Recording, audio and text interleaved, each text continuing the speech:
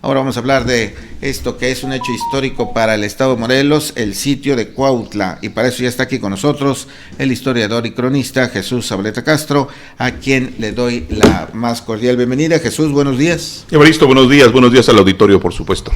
Fecha sin duda significativa, más de 70 días. Hay por ahí algunas crónicas, algunas narrativas de que no había agua, no había alimentos. ¿Qué situación esta, Jesús? Que sirvió para fortalecer la insurgencia y después hacer de José María Morelos un hombre pues exitoso hasta donde se pudo, claro. Así es que coméntanos, por favor, lo que significa esto para el Estado y en general para la independencia de México. Primero, algunos elementos anecdóticos. Se ha dicho que fueron 72 días, en sentido estricto fueron 73, porque 1812 fue un año bisiesto. Estos 73 días implicaron el ataque inicialmente el 19 de febrero de 1812 y después una reorganización para establecer el sitio en Cuautla que duró hasta el 2 de mayo de 1812, justamente un día como hoy, hace 211 años. Efectivamente, hay referentes que me parece necesario citar, como aquellas expresiones de personajes como el propio Napoleón Bonaparte, tal vez el más grande militar en la historia universal desde el siglo XIX, hay otros en periodos anteriores, pero Napoleón había dicho esta frase que se le ha atribuido: con 3 generales como Morelos conquistaría el mundo. Hace poco encontré una frase también atribuida a Napoleón que habría dicho, según Cecilio Robelo, un intelectual morelense, que en 1907 planteó en un discurso esta frase de Napoleón Bonaparte: si no tuviera un Austerlitz, me gustaría tener un Cuautla. Es decir, Austerlitz fue una de sus más grandes batallas, y al conocer los hechos de Cuautla, ponderó de esta manera la batalla que se dio en el marco del sitio. El propio Wellington, el vencedor de Napoleón, habría dicho que, a pregunta expresa, qué opinaba del sitio de Cuautla, y habría dicho que demostraba la torpeza del general que atacó la plaza y la grandeza del general que la defendió. Y así podemos encontrar diferentes expresiones que hablan justamente de este genio militar de José María Morelos y Pavón, y que en Cuautla, sin lugar a dudas, se coincide en todas las perspectivas. En Cuautla alcanzó la gloria militar. Es cuando obtuvo las victorias, porque fueron varias en el sentido de ir ganando durante estos 73 días a las estrategias del ejército realista, y que implicó el padecimiento de ambas partes. Primero, la idea de Félix María Calleja de que en un par de días tomaría la plaza, porque era una plaza fácil de tomar y difícil de defender. Lo cierto es que después del primer ataque constató que no sería fácil. Y aun cuando prácticamente duplicaba en número las tropas realistas a las tropas insurgentes, la capacidad de José María Morelos y de la gente que estuvo con él desde un principio y que después salieron y ayudaron desde fuera, entre otros Hermenegildo Galeana, el propio Mariano Matamoros, los Bravo, constituyeron un frente con toda la gente que llegó con ellos para sostener el sitio, a pesar de la falta de agua. De hecho, los realistas cortaban el agua y Galeana se encargaba de recuperar la proveeduría de agua. Empezaron a escasear los alimentos que llegaban por contrabando por algunos puntos, incluso de Jojutla. Hay una anécdota de que fue enviada una carreta con alimentos para Cuautla, para abastecer a la gente que estaba sitiada. Y bueno, llegaron al punto donde tenían que comer lagartijas, hierbas. Dicen que ratas se comían. Lo que encontraran. Bueno, burros muertos, en fin. Incluso se dice que se hervían los cueros de los guaraches para tomarse ese caldo, porque no había prácticamente nada. A eso hay que sumar la disentería, las infecciones gastrointestinales que afectaron más a los realistas que a los insurgentes, pero que ambos bandos afectaron mucho. Hasta que la madrugada del 2 de mayo de 1812, Morelos decidió romper el sitio, lo cual se dio en una estrategia muy bien diseñada, que implicó primero la salida de los antiguos esclavos de origen africano, pero que al ser descubiertos en un tiroteo de parte de los realistas, se lanzaron a correr de manera desordenada, lo que implicó que Morelos avanzara a caballo y se tirara al suelo con la iluminación de la luz de la luna para poder detener el tropel de antiguos esclavos que al verlo tirado se detuvieron. Esto hablaba también del liderazgo que tenía Morelos, un hombre con un enorme liderazgo que era respetado tanto que el propio Félix María Calleja en una carta al virrey consigna que es un segundo Mahoma. Así describe a José María Morelos, porque es un hombre venerado por sus huestes. De ese tamaño. Ahora, Jesús, ¿tenemos el saldo de cuántos muertos hubo de un bando y de otro?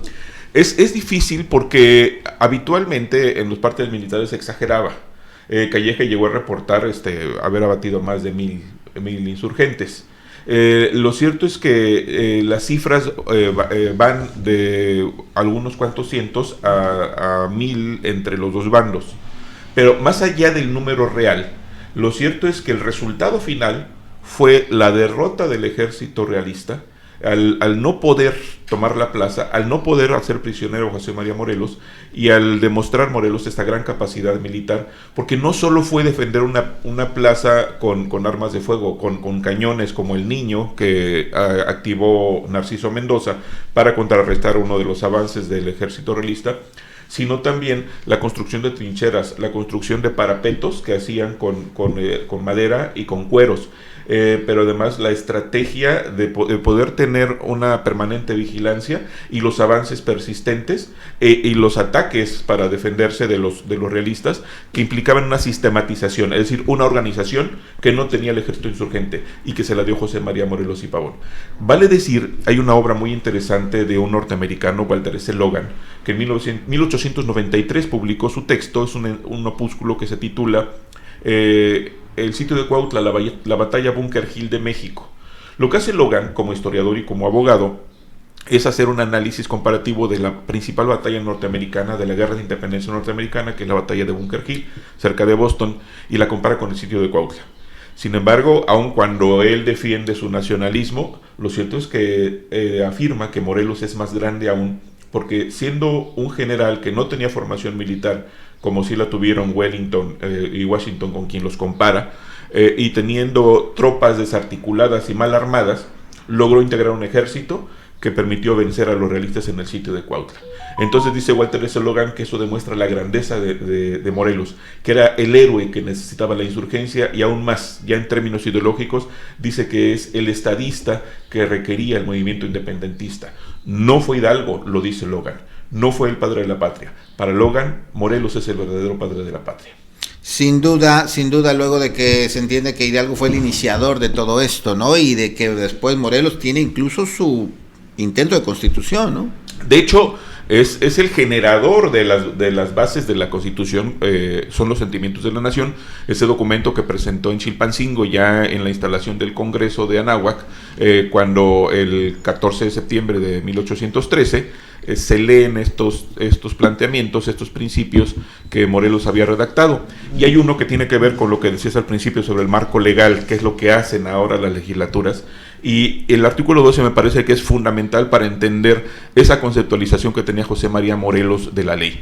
Dice el artículo 12 que así como la buena ley es superior a todo hombre, las que dicta este Congreso deben ser tales que obliguen a constancia y patriotismo, moderen la opulencia y la indigencia, y de tal suerte mejoren el jornal del pobre, que ahuyenten el robo, la ignorancia, la rapiña y el hurto. Con esa expresión de 1800, ¿qué? 1800 podríamos entender a la luz de lo que estamos viviendo aquí en México hoy día, ¿verdad? Por supuesto, pensaba Morelos en un país regido por la ley, en un país donde la diferencia entre un americano, como decía él, y otro, la hicieran los valores, los principios, la virtud, decía él, donde se privilegiara al pobre para tener derecho a la tierra, al trabajo, donde los empleos se dieran por méritos y no por recomendaciones. Y también plantea, por supuesto, que es uno de los artículos interesantes, que debe conmemorarse cada año el 16 de septiembre como la fecha del inicio de la independencia nacional. Estos planteamientos que hace Morelos en los sentimientos de la nación son los fundamentos del constitucionalismo, aunque algunos no lo consideran así, pero sientan las bases de lo que debe ser la preeminencia de la ley, cómo dimana la soberanía del pueblo. Y Morelos tiene una gran diferencia con Miguel Hidalgo. Miguel Hidalgo se levanta con el grito de viva Fernando VII, es decir, una reivindicación del rey, una reivindicación de la corona, y esta independencia sería relativa. lo que hace Morelos es romper absolutamente, y dice que no habrá monarca ni nación por encima de la nueva nación, la América Mexicana, como él denomina.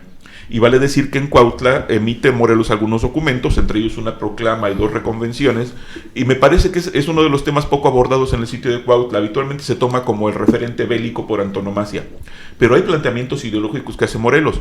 Por ejemplo, en sus textos habla de amados americanos, amados compatriotas y amados conciudadanos, es decir, ya un concepto de igualdad vertido por Morelos en sus documentos.